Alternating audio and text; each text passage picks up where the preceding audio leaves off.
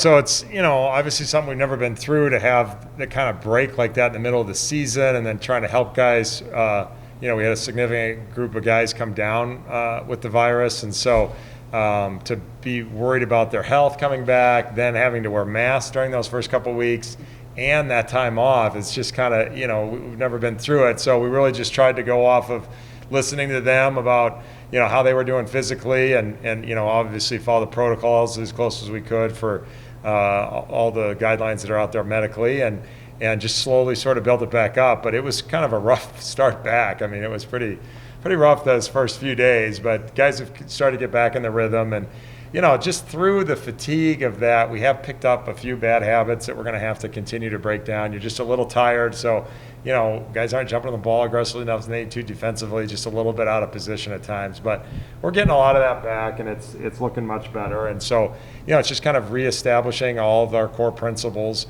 I would say that, we were kind of on a timeline to get to this point uninterrupted. And with that interruption, and with so many young guys and missing a lot of guys right now, we've stayed very basic to our principles and just trying to teach them how to play within our system, rather than adding lots of plays or complexity to what we're doing. So that's pretty much what we've been doing. But there are a lot of positive signs over the weekend playing against Western. They were certainly not at full strength. They were missing their post players. But, just to see our young guys come out and assert themselves and be confident and aggressive was good to see. And then, our veteran guys, the two guys here, along, with Georgie in particular, have really done a great job of leading, and David Rico as well, and just being good position defenders, helping guys understand concepts, and really helping that young group along. They've been really patient with them, and really done a great job communicating to them how we play. And looking ahead, got games finally on the schedule, on the horizon here. Christian and Metro this weekend. What do you know about them? Not a ton, particularly with Christian. They have a new head coach who didn't coach last year, and last coached professionally in New Zealand. And so you don't know if he's going to carry over style from there. We've gotten a few, films from that, but and then trying to track his background with what kind of coaches he's coached for and what they do. But it's we're grasping at straws for them, quite frankly. And so we'll have to go in, and that'll be the hard thing about having such a young group, is that we're not going to be able to fully prepare them for what they're going to face. We're going to have to be able to adjust and to things that we didn't anticipate on the fly, and that's always a challenge for a young group. And so that'll be a big challenge. Metro, we know more about. System-wise, they've had some tweaks to what they do, but by and large, a lot of similarities, both in the type of personnel they have and the style of play they play. And so they did play Mines on Saturday, so we do have a film, and so they're very talented, and still kind of figuring it out. I don't think that Mines loss is representative of who they'll be this year. It's like the worst case scenario to play a veteran Mines team when you have an all new group of athletes trying to get to the paint. They just are. Mines is just big and great position always, and just really made it hard on them, and they got frustrated, and the game kind of got away from them. But I'll expect to see a very different team next Saturday. And they've had 2 or 3 scrimmages. They've already played a game, so they're a little ahead of us in terms of the amount of time on the floor they've had. Questions? So guys, with the starts and the stops and just really going with basics, how much has that kind of helped ingrain everything, the fundamentals, into the game for you guys? I'll start. Well, I feel like since this is my 3rd year under DeGeorge, so this is my 3rd year going through all the learning how to do this, learning how to do that, and I think that being able to help the younger guys learn all that stuff has helped me kind of get better at it myself. So I think like the start and stop, it's just slowed everything down and made our base fundamentals a lot better than they might have been in the past, where we're trying to move on and implement offense and other stuff like that. So Ethan, I know the light bulb kind of came on for you last year, and you kind of taken your game to that next level. What did you really work on in the off season when you could do anything, or what has really improved the most, you think, in your game? I think definitely like my outside game has definitely improved, whether it be shooting or like driving to the basket. Me and Coach Boget, he worked with me pretty much all summer on a bunch of that stuff. So I think that and probably my defense has gotten a little better. So obviously defensive and rebounding is always crucial, and, you know, it looks like this is a team that can get to the level that you want them to play defense at.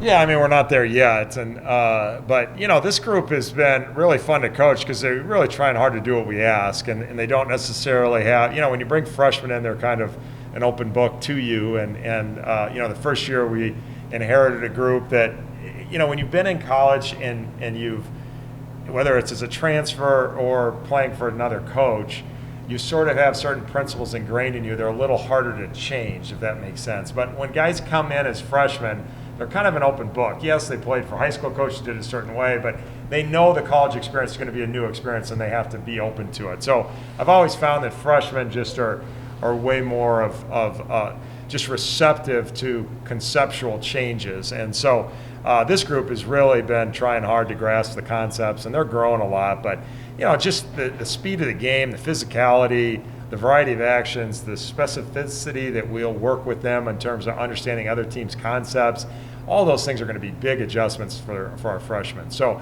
you know, the defense is going to be a work in progress, quite frankly, particularly after Saturday's scrimmage. We got a ways to go still. So There's always a ways to go on defense. that's right. Yeah. So coming late into the week, fingers crossed everything's going well. We're going game plan. What's the game plan for you guys heading in day before, morning of game? How are you guys gonna get excited? Yeah, I think the whole COVID landscape is just different this year. I just think you got to stay in the moment. You just do what you can on that day, and you know, if obviously most teams in the league are going to be getting tested tomorrow with results back on Thursday, and so teams can travel that afternoon and get here. So I think it's kind of just, you know, we're just taking one day at a time, just getting prepared as if it's going to happen, knowing that each week it's going to be up in the air just to see if it's always actually going to happen. So I think by the time you get to Friday morning, we're going to know it's on, and I think we'll all be excited to have an opportunity to play again and get after it. So I know the group's itching to play somebody else, and getting to games will be exciting. For you guys, are you kind of starting to ramp up game week, or are you trying to keep it? I don't know, keep it down, or?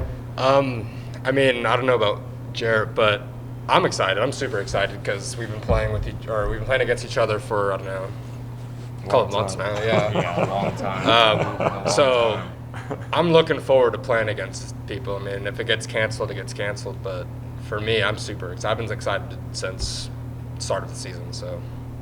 You want me to touch on that?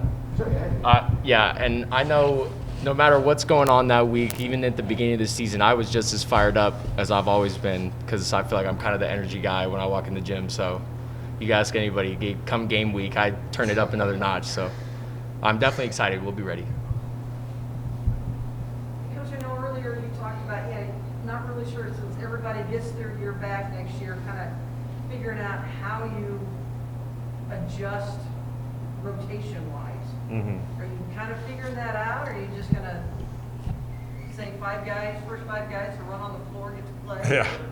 No, we're making progress on that. We're, you know, we kind of have an 11-man rotation, and, you know, I would say that, you know, Georgie and Ethan have sort of separated themselves from the pack right now in terms of their consistency at both ends. And then our 2 point guards, Christopher Speller and Blaze Threed, are going to, you know, be able to play together some, and had great games this past weekend. And so they kind of create stability, and then, you know, everybody else kind of fits into a group where it kind of depends on matchups, how things are going in that particular game, and so we'll kind of see each game what makes the most sense for that group. And there will be games where we'll play all 11 of those guys in the rotation and kind of get a sense of how different guys are responding, because, you know, sometimes you go on the road, freshmen struggle a little bit on the road, and so that can be a factor, and everybody's got their own personalities in terms of how the different things they respond to. So, you know, knowing that, you know, and whatever this is, my 20th year as a head coach, you kind of get a sense that when you got a lot of young guys out there, you have to be flexible to be able to figure out who's kind of dialed in that night, maybe who's it's not their night. And, guys like Jeret who've, paid their dues and competed like crazy for 3 years, are providing great leadership, and we know what we're going to get from him every time we're able to put him out there, and so we're really excited about this group and what we think they can accomplish. And if Ethan Richardson can get cleared and Jeret Schmelling can get healthy, and we add those guys to the mix, then we really feel like we got a team that compete at the highest levels of the league, and we'll kind of figure out this group as we go until we know more about those guys. So. Is there a sense of extra maybe urgency at the start of the season, given everything that's going on right now? I think that there was a lack of that at the beginning of the fall. I think with the uncertainty of where things were coming, it was really hard to get people to have that same sense of urgency, like we need to be at point A, B, and C as we progress through this progress with the unknown. That's been actually a challenge. And I just think since we've come back since COVID, there's been a greater sense of urgency by everybody in the program to we got to really get this thing fired up and going now. It's coming fast. And so, anyways, yeah, I think there is a sense of urgency. I think we're excited to get to the start and get going, and it's going to be a little bit of a work in progress, but I've been really proud of how the guys have handled the whole fall, and it's a group that I'm excited to coach this weekend for sure. Question of the week, Patty. Okay, who on this team is the goofball, get everybody fired up, pre-game person? And There's no question about that one. what do you bring, and what's the routine? I wake up and I drink about 4 cups of coffee. That's super important. That's not an exaggeration either. And come in, I think it starts at shoot around, because when we come in and we're don't have a lot of energy, we're lackluster at shoot around, then we usually go out to the games and we start off slow and all that type of stuff. So I just come in yelling and trying to get dudes fired up to play, and I do the best I can. A lot of chest bumps all around. Whole lot of that. Does it ratchet up in the little cow tunnel before you come on, or? Yeah. It's all over. It's when we get down to the locker room, we're all yelling, excited. We go up to the tunnel, we're all yelling, excited. We go back down for matchups, we're still yelling at each other. I think it's a whole build up, and then right before we go out, we're still yelling at each other. So it's a culmination of everything. Nobody's got hurt yet. So no one's got hurt yet. Yeah. I've been hitting them a little harder each